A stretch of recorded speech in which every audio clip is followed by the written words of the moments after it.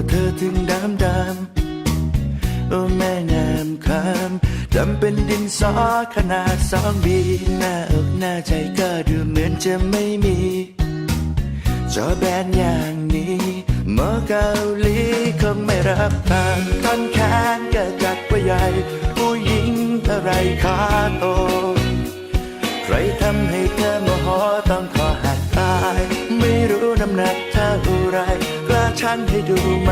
นี่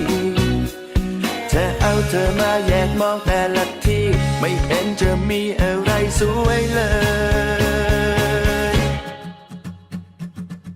แต่ดูร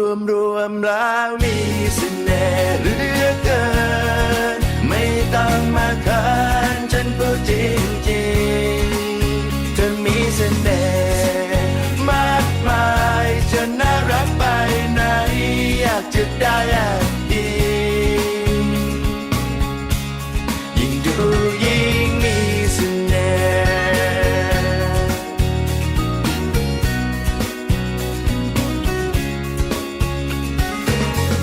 ให้เธอที่ฉันปากเสียเสมอมา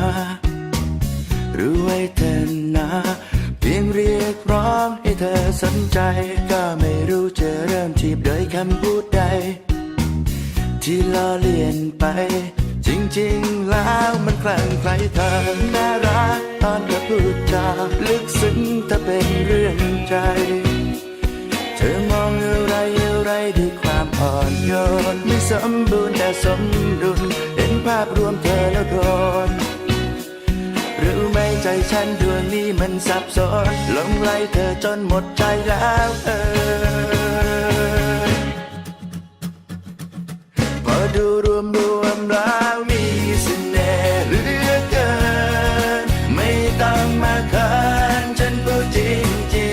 งๆเธอมีเสน่ห์มากมายจะน่ารักไปไหนอยากจะได้อีก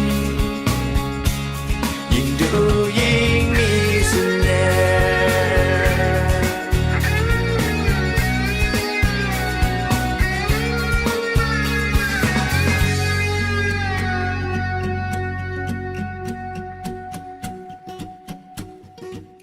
มันทำไม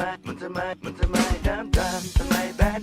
ทำไมแขนใหญ่คนอะไรขาโตมันทำไมดำทำไมแบนทำไมแขนใหญ่คนอะไรขาโตมันทำไมดำทำไมแบนทำไมแขนใหญ่คนอะไรขาโตมันทำไมแล้วทำไมพอดูรวมแล้วมีเสน่ห์เหลือเกินไม่ต้องมาเขินฉันพูดจริงๆเธอมีเสน่ห์มากมายจะน่ารักไปไหนอยากจะได้